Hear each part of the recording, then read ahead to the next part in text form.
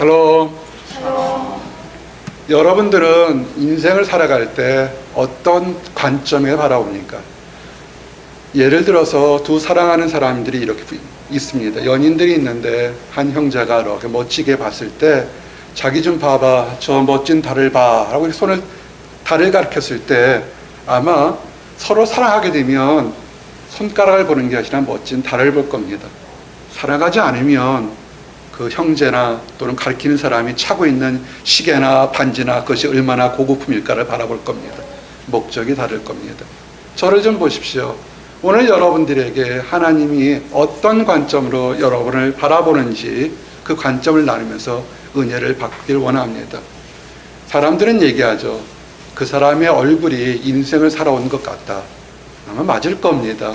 수없이 많은 긴 인생을 살아가면서 많은 어려움과 즐거움일 때 어떻게 바라보냐가 자기도 모르게 이렇게 인생의 얼굴에 주름처럼 미소처럼 그려지게 됩니다. 성공하신 분들에게는 축하드리고 힘들게 사신 분들에게는 새롭게 살 수 있는 것들을 권면하기 원합니다. 그래서 오늘 여러분들에게 주제는 뭐냐면 결론은 여러분의 인생을 세상을 보는 관점이 무엇인가를 보게 됩니다. 보스턴 여러분 오셨을지 모르겠지만 보스턴 오게 되면 다른 도시와 달리 굉장히 뛰어난 사람들이 많습니다. 여러분이 뛰어나거나 여러분의 자제분들이 뛰어나거나 친척분들이 뛰어나도 이 보스턴에 뛰어난 사람들이 많아서 세상을 보는 관점이 좀 달라질 겁니다. 보스턴의 도시가 한국의 대전만 합니다. 대전만큼 고만한 사이즈고 인구는 100만 정도 됩니다. 조금 넘죠. 밖에 있으면. 근데 어떻게 보는 관점에 따라서 정말 보스턴에는 유명한 대학교가 100여 개가 있습니다. 그리고 스포츠 좋아하십니까? 스포츠 좋아하는데 스포츠들이 지금 굉장히 우승을 많이 하는 참 놀라운 도시가 됩니다. 그냥 외형적으로 보면 작은 사이즈지만 좀 더 하나하나 보게 되면 참 많은 것들이 변하게 됩니다. 이제 여러분들은 어떻게 여러분 자신을 봅니까? 거인으로 봅니까? 부족하다고 봅니까? 수없이 많은 관점들이 있을 줄 압니다. 미리 결론을 얘기하면 여러분들이 여러분 자신을 볼 때나 세상을 보는 관점은 여러분이 지금 가지고 있는 능력이나 환경을 보고서 여러분을 판단하지 마시기 바랍니다. 클 수도 있고 작을 수도 있지만 여러분보다 크신 여러분이 비교할 수 없는 하나님이 여러분과 늘 함께 계시다는 것이 인생의 관점으로 삼으시기 바랍니다. 그러면 어떻게 되겠습니까? 인생이 바뀝니다. 그래서 인생이 바뀐 사람 수없이 성경에는 많이 있는데 대표적인 사람 하나가 다윗, 영어로는 데이빗이라는 사람입니다. 얼마나 인생의 관점을 하나님이 늘 나와 함께 계셨다라고 고백했기 때문에 성경은 다윗의 앞에서 하나님 마음에 합한 사람, 하나님과 하나님을 기쁘게 한 사람 이렇게 되어 있습니다. 그래서 오늘 세 가지 보면서 여러 가지 상황 속에서 어떻게 다윗이 세상을 봤는지를 원하게 됩니다. 전쟁터에 나갔을 때 다윗을 하나 증거하기를 원합니다. 삶이 전쟁터예요. 아마 졸업을 하겠지만 졸업하면 참 즐겁죠. 그 많은 학위 과정 다 끝나고 졸업하지만 세상은 더 만만치 않습니다. 하루하루가 전쟁터입니다. 어떻게 살아갈까요? 직장 다니는 우리 형제 자매들이 있는데 문제는 하나님의 힘을 얻어서 매일같이 학교로 일터로 나가셔야 됩니다. 오늘 나눴던 말씀에 시편 23편 1절에 다윗은 어떤 관점으로 세상을 나갔냐면 매일같이 나갔냐면 여호와는 나의 목자시니 내게 부족함이 없으리로다. 아멘. 자기가 부족한 것이 있지만 하나님이 나의 목자, 인도자, 보호자시니까 인도해 주실 것을 믿으니까 내게는 부족함이 없다고 고백한 겁니다. 자, 이런 관점을 가진 다윗이 어떤 일이 있었냐면 이스라엘과 블레셋이라는 지방에 전투가 일어났습니다. 전쟁이 일어났습니다. 현대말로 얘기하면 이스라엘과 팔레스타인 사람들이 전쟁이 일어난 것입니다. 이거는 수천 년 동안 내려오는 오래된 전쟁입니다. 근데 이 블레셋이라는 곳, 현재 팔레스타인 지역에 늘 이스라엘 사람들이 졌는데 그때만큼은 아주 유명한 장수가 나타났습니다. 우리가 아는 골리앗이라는 장수가 나타났습니다.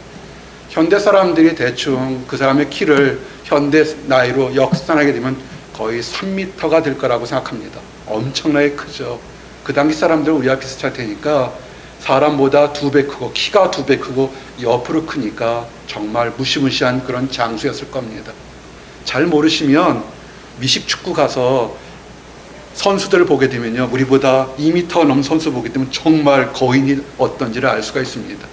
그런 현대의 미식축구 선수나 농구 선수보다 더 큰 골리앗이라는 장수가 이따만한 쇠뭉치를 들고서 나와 싸우자 그러니까 이스라엘의 수많은 용사들이 미리 겁을 먹고 한 사람도 나가 싸우지 않습니다.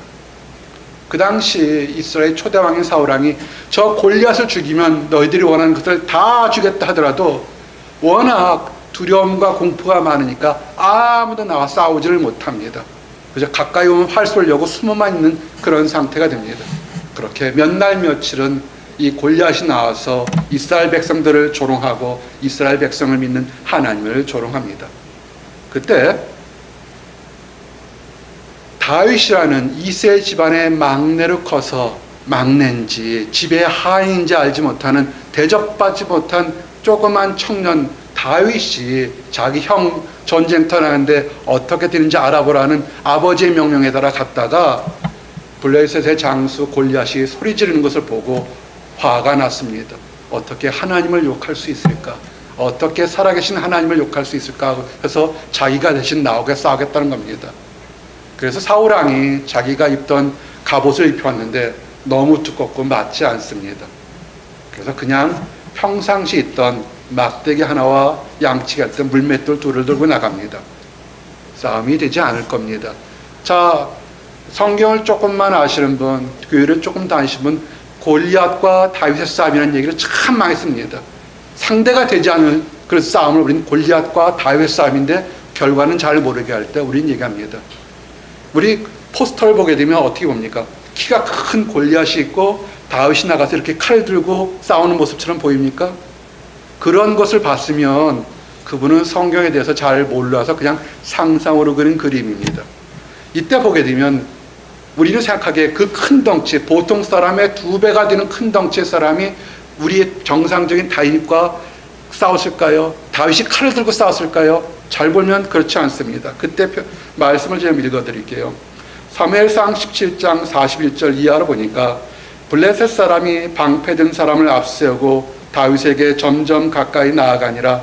그 블레셋 사람이 둘러보다가 다윗을 보고 업신여기니 이는 그가 젊고 붉고 용모가 아름다움이라.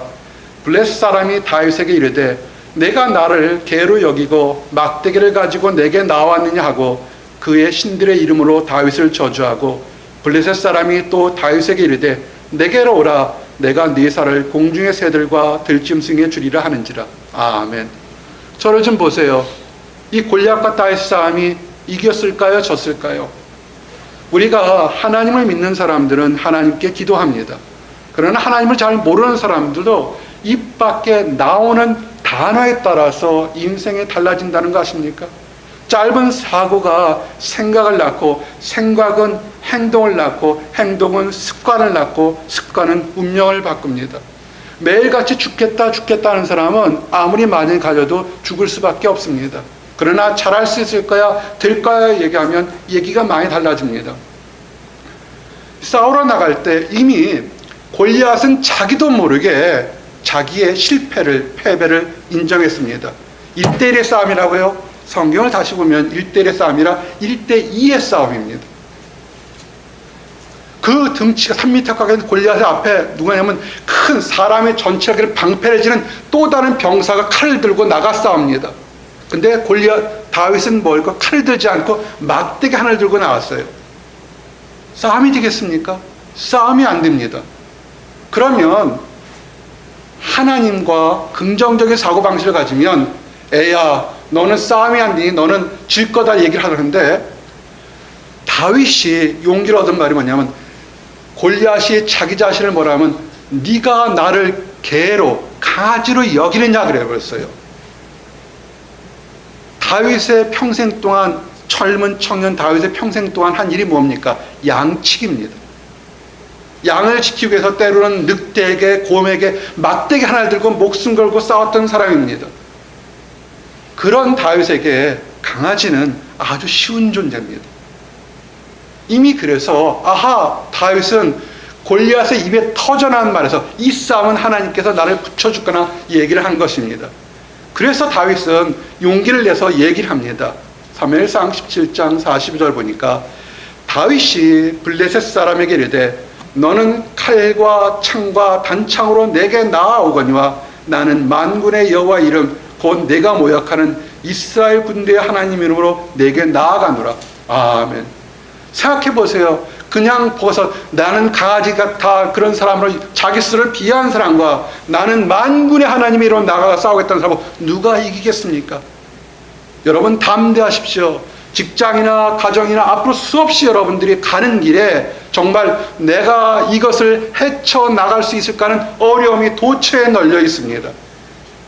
해결 방법은 뭐냐면 내 힘으로 되는 것이 아니라 만군의 여호와 하나님으로 달려가십시오. 주춤거리지 마십시오. 어차피 가야 될 길이라면 천천히 가는 것이 아니라 다윗처럼 달려가십시오. 블레셋 사람이 앞에 있을 때 성경 보니까 블레셋 사람이 이리로 다윗에게로 마주 가까이 올 때 다윗이 블레셋 사람을 향하여 빨리 달리며 우리는 문제가 있으면 어떻게 이 어려운 문제를 피할까 아주 미그적합니다. 하기 싫어서 합니다. 아니요, 그러지 마십시오. 어려운 일도 하나님이 주신 것이고 쉬운 일도 하나님이 주신 겁니다. 그 문제를 담대해 보십시오. 그래서 빨리 달리면서 물맷돌을 던져서 그 블레셋 골리앗의 머리를 맞춰서 골리앗이 죽어버립니다. 자 보십시오. 다윗에겐 칼이 없었어요. 아무것도 없었습니다. 그가 가진 것은 막대기 하나입니다. 그럴 때 다윗이 달려가서 사무엘상 17장 51절에 보니까 50절 51절 보니까 다윗이 이같이 물매와 돌로 블레셋 사람을 이기고 그를 쳐 죽였으나 자기 손에는 칼이 없었더라. 다윗이 달려가서 블레셋 사람을 밟고 그의 칼을 그 칼집에서 빼내어 그 칼로 그를 죽이고 그의 머리를 베니 블레셋 사람들이 자기 용사의 죽음을 보고 도망하는지라. 아멘.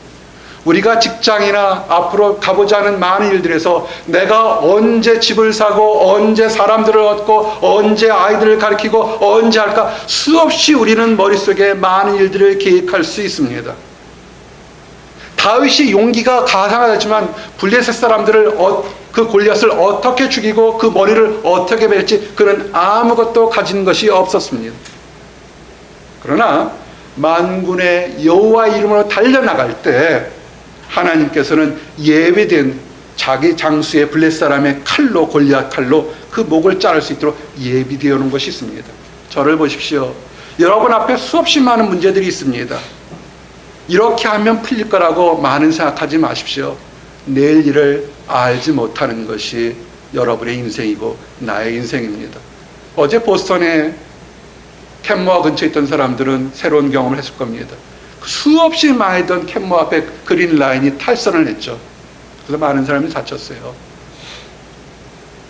그거 참 오랜만에 일어난 사건입니다. 안타까운 일이지만 나도 수없이 그 기차를 작은 기차를 타고 페네위에서 캔모아로 갔지만 탈선을 해서 많은 사람들이 다쳤습니다. 내일 일을 알지 못합니다.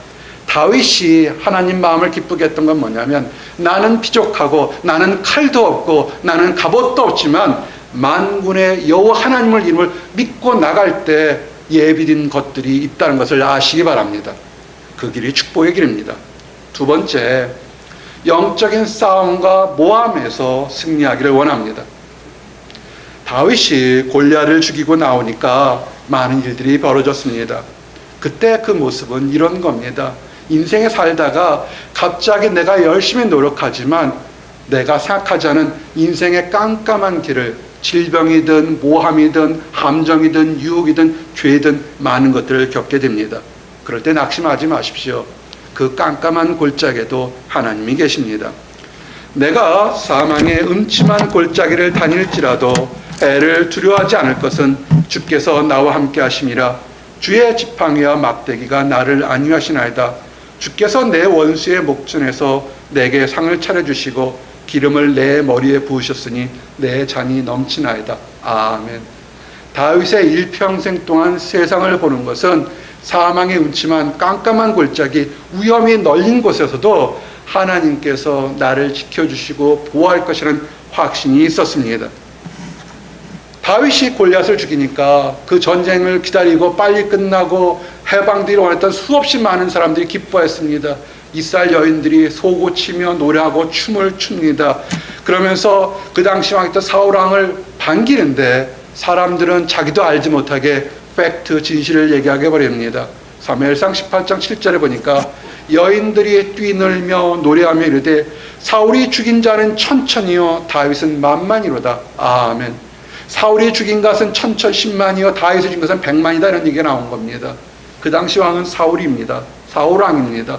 다윗은 그냥 양치는 목동입니다. 아무것도 가진 것이 없습니다.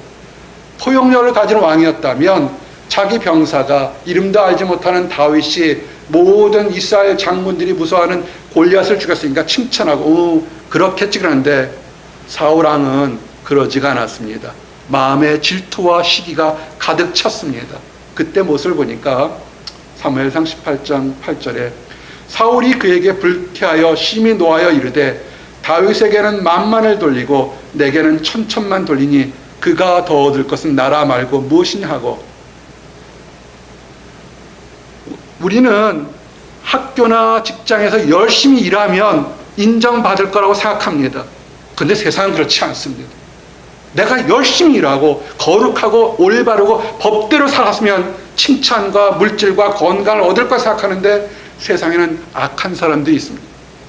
생각해 보세요. 수십 일 동안 전쟁터에서 다 벌레지마처럼 숨어 있다가 다윗이 골리앗을 죽였으면 칭찬해 줘야 되는데 사울왕은 혹시라도 더 다윗이 나를 배반해서 왕자를 탐내서 나를 죽이면 어떨까 그렇게 생각하는 엉뚱한 생각으로 그 다음 날부터 어떻게 하면 다윗을 죽일까 생각합니다.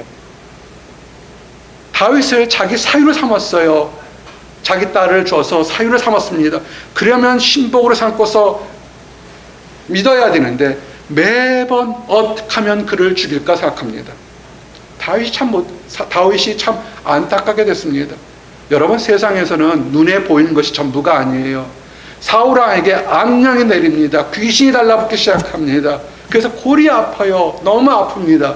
그럴 때 그 사울왕의 골 아픈 걸 해결한 것이 누구냐면 다윗이 와서 해결합니다.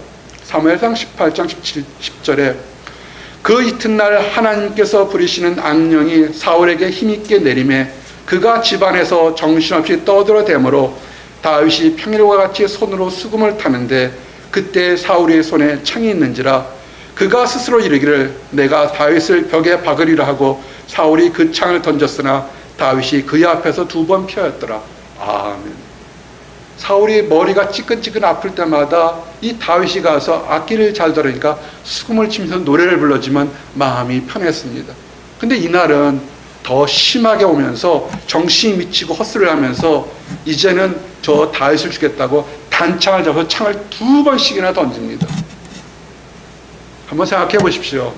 나라를 구했고요. 자기를 미워하는 왕을 위해서 수금을 타면 노래를 부르면서 그 사람을 편하게 했는데 얻은 건 뭡니까? 아무것도 없어요. 아무것도 없습니다.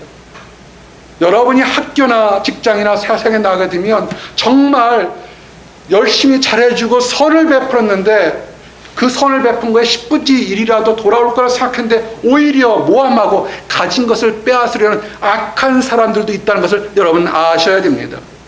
어떻게 할까요? 눈에는 눈, 이에는 이 서로 싸우고 치고받고 싸워야 될까요? 어떻게 할까요?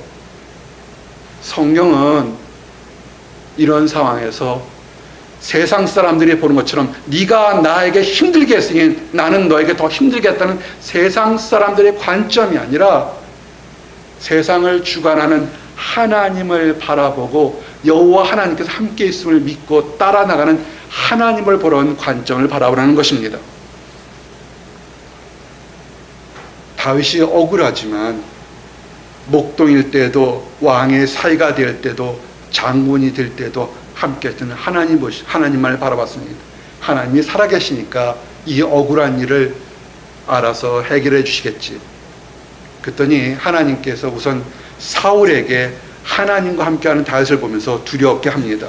사무엘상 18장 12절에 여호와께서 사울을 떠나 다윗과 함께 계심으로 사울이 그를 두려워한지라. 아멘. 크리스찬들은요, 담대하셔야 됩니다. 우리가 비록 위협당하고 어려운다 할지라도 우리와 함께 있는 하나님이 있음을 믿으시면 우리를 해치는 사람이 알게 모르게 뭔지 모르게 그 사람과 함께하는 뭔지 모르는 하나님의 영이기 때문에 두려워할 수밖에 없는 것입니다. 그러면서 그가 자기를 죽이려는 사울왕 앞에서 오히려 하나님이 주시는 지혜로 지혜롭게 행하면서 여호와와 함께 있었습니다. 그리고 하나 아셔야 될 것은 우리가 세상에서 꽉 막힌 것이 있다 할지라도 세상의 앞에 문이 꽉 닫히면 절망이 아닙니다. 여러분 인생의 문이 하나 닫히면 절망이 아니라 또 다른 피할 길을 여시는 문이 있다는 걸 아셔야 합니다. 다윗이 너무 힘들었을 거예요. 틈만 나면 자기를 죽이려는 사울왕이 있고 왕이잖아요.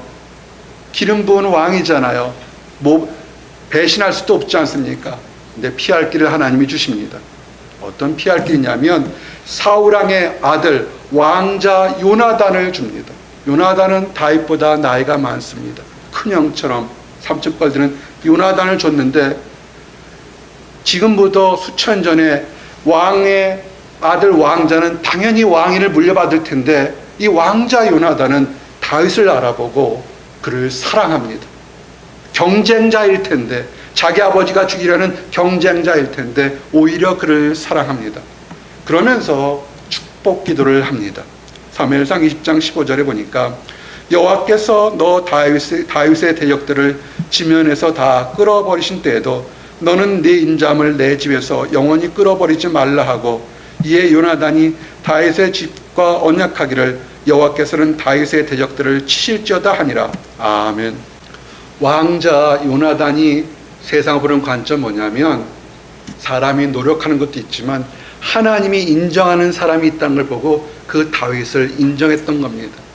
그래서 다윗을 해치는 사람을 하나님이 보호하시고 너와 나가 서로 언약을 해서 서로 해치 말자고 얘기를 하는 겁니다.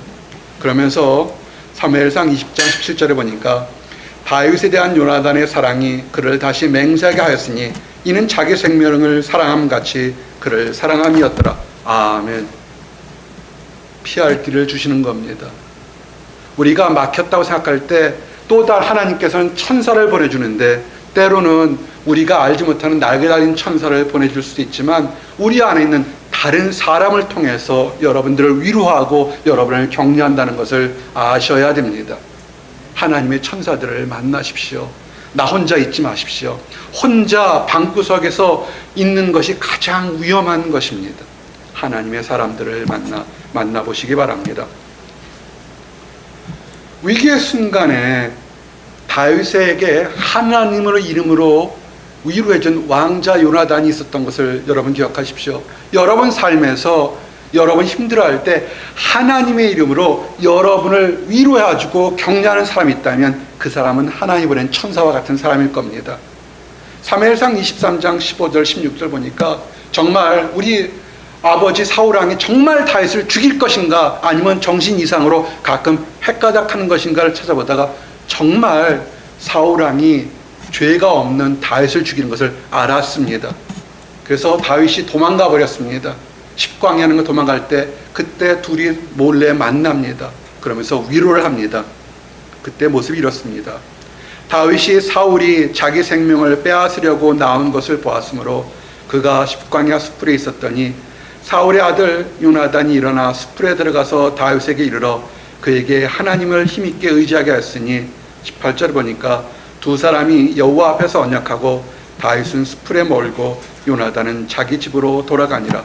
아멘. 참 놀랐습니다.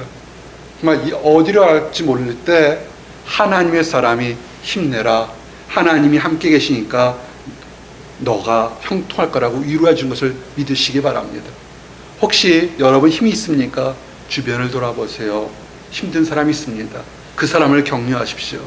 그리고 여러분 힘들게 되면 하나님께 기도하고 하나님의 사랑을 통해서 위로받을 수 있도록 마음이 열리기를 원합니다.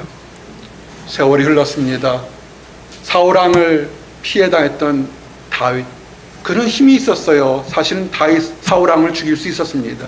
그러나 그는 죽이지 않았습니다. 이유는 뭘까요? 내가 사망의 음침한 골짜기를 다닐지라도 해를 두려워하지 않는 것은 주께서 나와 함께 하심이라. 나를 해치는 원수가 있지만 내 손에 피를 묻히기보다는 하나님이 알아서 해주실 거라고 얘기했던 것입니다. 그래서 그는 다윗은 사울 왕을 죽이지 않았습니다. 근데 문제는 아멜렉과의 전투에서 사울 왕과 요나단이 다 죽어버렸습니다. 여러분 어떻게 하실까요? 직장에서, 가정에서 또는 다른 사회에서 여러분을 괴롭혔던 사람이 망했다는 소식을 들을 때 여러분은 어떻게 하시겠습니까? 어떤 사람은 고소하다, 그렇다, 벌받다 그렇게 생각할 수도 있겠지만 다윗은 그렇게 하지 않았습니다. 나쁜 사람이든 힘든 사람이든 그 사울 왕도 하나님이 세운 것이고 왕자 요나단은 하나님 안에서 서로 교제한 사람일 때 다윗이 너무너무 슬퍼하고 애통해합니다. 그때 모습이 이렇습니다. 사무엘하 1장 17절에 다윗이 이 슬픈 노래로 사울과 그의 아들 요나단을 조상하고 다윗이 이르되 사울의 집에 아직도 남은 사람이 있느냐? 내가 요나단으로 말미암아 그 사람에게 은총을 베풀리라. 아멘. 다윗이 노래를 불러가면서 슬픈 노래를 부르면서 요나단 집안에, 왕자 요나단 집안에 살아남은 사람이 없는가 이렇게 묻습니다. 그때 노래가 오라 두 용사가 전쟁 중에 엎드러졌도다. 요나단이 네 산 위에서 죽임을 당할도다. 내 형 요나단이여, 내가 그대를 애통함은 그대는 내게 심히 아름다움이라. 그대가 나를 사랑함이 기하여 여인의 사랑보다 더하였도다. 오라 두 용사가 엎드러졌으며 싸우는 무기가 망하였도다 하였더라. 아멘. 두 용사, 자기를 괴롭혔던 사울 왕도 자기가 사랑했던 왕자 요나단도 다른 아멜렉과 전투에서 죽은 것을 애통해했습니다. 이제 왕이 됐습니다. 나중에 이후에 다윗이 왕이 됐습니다. 어떻게 할까요? 자기를 죽이려고 했던 사울 왕가의 모든 사람들 다 죽일 수 있었습니다. 그러나 다윗은 원수를 갖지 않았습니다. 오히려 자기를 힘들게 했던 많은 것을 보지 않고 환난의 순간에 광야까지 찾아와서 네가 지금은 힘들지만 하나님이 너를 기름 부었으니까 언젠간 네가 이스라엘 왕이 되겠다는 왕자 요나단의 위로와 사랑을 기억하고 그 왕자 요나단 집안에 혹시라도 전쟁터에 살아남은 사람이 누가 없을까를 찾아서 그를 후대하기로 했습니다. 왕자 요나단에게는 다리가 불편한 무비보셋이라는 아들이 있었습니다. 도망다니다가 그 사환이 떨어뜨려서 다리가 부러지면서 걷지를 못하는 무비보셋이라는 아들이 있습니다. 그래서 왕이 돼서 그 무비보셋을 불러옵니다. 다른 사람들이 생각하기는 아하, 사울 왕의 집안을 다 죽여버려서 왕위를 견고케 하려라 생각하는데 다윗 왕은 그러지 않았습니다. 사무엘하 9장 6절에 보니 사울이 손자 요나단의 아들 무비보셋의 다윗에게 나와 그 앞에 엎드려 절하매 다윗이 이르되 무비보셋이여 하니 그가 이르기를 보소서 당신의 종이니이다. 다윗이 그에게 이르되 무서워하지 말라. 내가 반드시 네 아버지 요나단으로 말미암아 내게 은총을 베풀리라. 내가 네 할아버지 사울의 모든 밭을 다 내게 도로 주겠고 또 너는 항상 내 상에서 떡을 먹을지니라. 아멘. 두 가지를 여태까지 준비했습니다. 골리앗과의 싸움에서도, 말도 안 되는 싸움에서도 하나님을 믿고 나갔을 때 모든 것을 예비하고 승리한 다윗의 모습을 보였습니다. 승리하고 나서도 칭찬 대신에 모함과 생명의 위협을 느꼈을 때도 하나님을 바라봤을 때 그가 왕으로 인정받는 놀라운 축복을 받았습니다. 왕이 되었을 때 원수를 갚지 않고 오히려 그 무비보셋에게 사울 왕이 있던 땅을 다 돌려주고 내 상에서 먹어라. 왕자처럼 너는 이제 왕자처럼 나와 함께 생활하는, 그렇게 오히려 평화와 화평을 베풀어 준 것을 보게 됩니다. 여기까지만 얘기하게 되면 다윗은 엄청나게 훌륭한 위인입니다. 맞습니다. 위인입니다.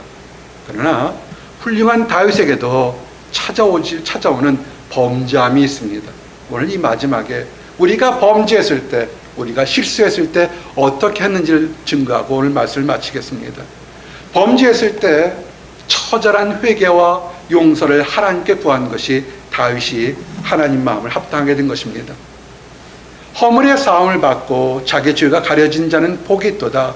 내가 이르기를 내 허물을 여호와께 자복하리라 하고 주께서 내 죄를 아리고 내 죄악을 숨기지 아니하였더니 곧 주께서 내 죄악을 사하셨나이다. 아멘. 다윗의 세상을 보는 관점입니다. 내가 잘할 수 있겠지만 내가 알지 못하게 범죄하고 잘못했을 때는 하나님께 죄 용서를 하겠다는 겁니다. 다윗이 왕권이 강화되고 왕으로 평화를 누리니까 눈이 횟가닥했습니다. 마음이 횟가닥한 게 뭐냐면 우리의 아들 밧세바에게 미모가 마음이 팔려서 자기의 충신 우리아를 죽이고 전쟁터에서 고의로 죽게 만든 다음에 그 아내 우리아의 아내 밧세바를 자기 아내로 취해버렸습니다. 왕비로 취했습니다. 그 당시 왕의 권력이 강했으니까 누구도 뭐라고 하지를 못했습니다. 그렇게 1년이 지났을 쯤에 하나님께서 오래 참다가 선지자 나단에 대해서 얘기하게 됩니다. 나단이 목숨을 걸고 다윗 왕에게 왔습니다. 한 얘기를 합니다. 한 마을에 두 사람이 있는데 한 사람은 부자라 소와 양이 힘이 많고 한 사람은 가난해서 작은 암양 새끼 한 마리밖에 기르는 것이 없어서 그 집 사람들이 암양 새끼 하나를 키우면서 그 집 딸처럼 열심히 키우는 그런 가정이 있습니다. 부자가 있었고 너무 큰 부자가 있었고 작은 암양 새끼 하나 키우는 가난한 사람이 있었습니다. 근데 어느 부자가 친구가 찾아오니까 자기 가진 것은 하나도 건들지 않고 가난한 사람의 암양 새끼를 잡아다가 그 친구를 접대했습니다. 이럴 때 어떻게 하겠습니까? 라고 얘기했습니다. 다윗이 그 얘기를 듣고 화가 머리끝까지 나갔습니다.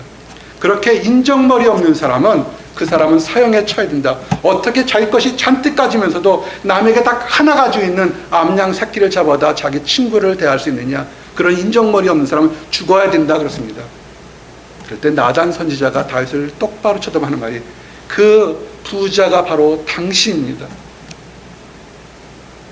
우리의 아내를 취한 것, 다른 아내를 얻기 원하면 하나님께서 원하면 다른 왕비를 줄 수 있는데 그것이 아니라 하나밖에 없는 아내를 취한 것은 그것은 바로 당신입니다라고 얘기를 합니다. 이때 다윗 왕이 통일 왕국일처럼 가장 왕권이 강했을 때였습니다. 그런 나단 선지자 얘기를 나단을 죽여버릴 수도 있었습니다. 그럴 때 근데 다윗은 그렇게 하지 않았습니다. 그 진실을 이야기하며 자기의 아픈 죄악을 그대로 드러내니까 그 자리에서 바로 회개합니다. 여호와께서 또 이같이 이르시기를 보라 내가 너와 내 죄의 재앙을 일으키고 내가 네 눈앞에서 네 아내를 빼앗아 네 이웃들에게 주리니 그 사람들이 네 아내들과 더불어 백주에 동참하리라. 너는 은밀히 행하였으나 나는 온 이스라엘 앞에서 백주의 이 일을 행하리라 하셨나이다 하니 다윗이 나단에게 이르되 내가 여호와께 죄를 범하였노라 하며 나단이 다윗에게 말하되 여호와께서도 당신의 죄를 사하시지 않나니 당신은 죽지 아니하려니와 이 일로 말미암아 여호와의 원수가 크게 비방할 거리를 얻게 하였으니 당신이 낳은 아이가 반드시 죽으리이다. 우리의 아내 밧세바를 취해서 동침해서 아이가 태어날 때까지 눈이 완전히 멀었습니다. 자기가 뭘 잘못한지는 몰랐습니다. 하나님이 얘기합니다. 네가 잘못했다. 은밀하게 행했지만 앞으로 내가 더 부끄러운 일을 당할 것이다 그랬습니다. 다윗이 양심에 찔렸습니다. 회개합니다. 내가 잘못했습니다. 그러나 죄는 무섭습니다. 하나님 뭐라 하냐면 그 아이는 죽을 것이다 얘기합니다. 그리고 너는 왕으로 살아서 살겠지만 네 살아 생전에 많은 힘든 일을 겪을 것이다 얘기합니다. 다윗이 인정합니다. 내가 잘못했기 때문에 이런 일을 당할 것을 인정합니다. 근데 정말로 그 아이가 아픕니다. 너무 심히 아픕니다. 다윗이 금식하면서 7일 금식하면서 내가 잘못했습니다.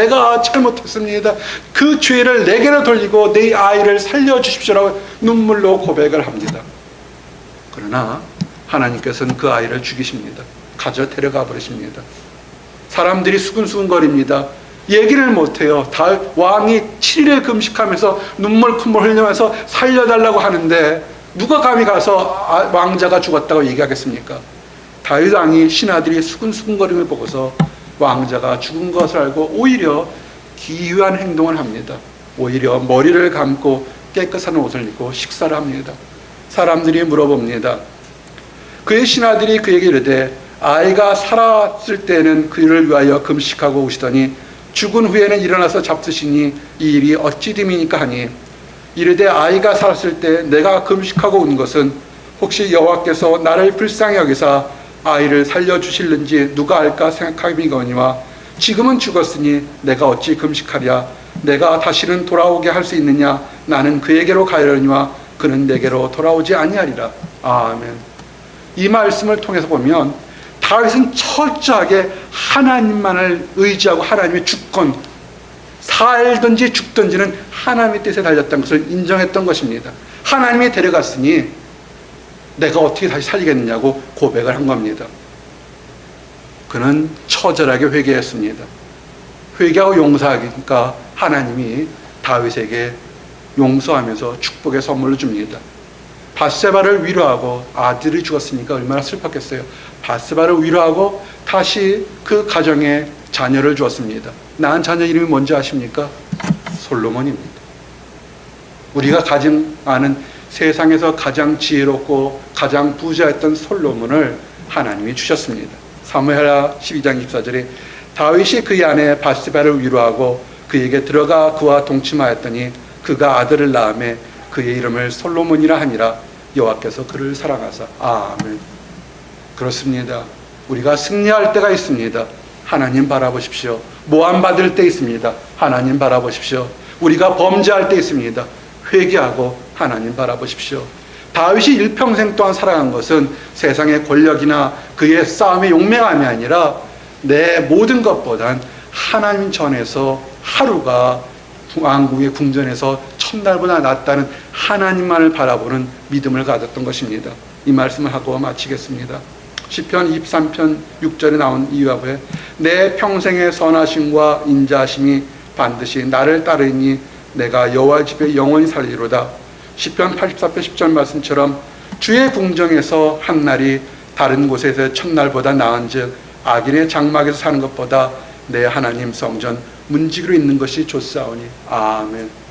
다윗의 고백, 하나님 나라에서 문지기로 살아도 보니까 하나님의 한날 사는 것을 좋다고 생각한 것이 다윗의 고백입니다. 이런 다윗의 고백으로 하나님은 선물을 주었습니다. 뭐냐면 다윗의 왕가가 그때부터 지금까지 영원히 이어지는 겁니다. 뭡니까? 다윗의 피를 통해서 예수 그리스도가 태어나신 겁니다. 누가복음 2장 11절 오늘 다윗의 동네에 너희를 위하여 구주가 나셨으니 곧 그리스도 주니라. 아멘. 세상에는 다양한 관점들이 있습니다. 옳은 것도 있고 그른 것도 있고 서로 싸워야 될 때가 있습니다. 그러나 가장 중요한 것은 그 모든 순간에 하나님만을 바라보십시오. 기도하시겠습니다. 하나님 감사합니다. 하나님 마음에 합한 다윗을 보면서 승리할 때도 모함받을 때도 범죄할 때도 하나님만을 바라본 것을 깨닫게 됩니다. 우리의 삶이 하나님을 바라보고 하나님을 의지하는 삶을 될 수 있도록 인도하여 주시옵소서. 우리보다 더 지혜가 높으신 하나님이 거룩하고 올바른 길로 인도하여 주시옵소서. 아직 하나님을 알지 못하는 사람들, 하나님을 안다고 하면서 자기 신념으로 사는 사람들이 있습니까? 아버지, 그래서 마음이 상한 것이 있습니까? 아버지, 그 사람들에게도 부드러운 마음으로 하나님을 받아들여서 축복의 대열로 함께 동참할 수 있도록 인도하시고, 먼저 하나님을 발견한 우리가 따뜻한 손과 마음을 열어서 그들과 함께 하나님 나라에 들어갈 수 있도록 허락하여 주시옵소서. 늘 감사드렸고 예수 그리스도를 받들어 기도했습니다. 아멘.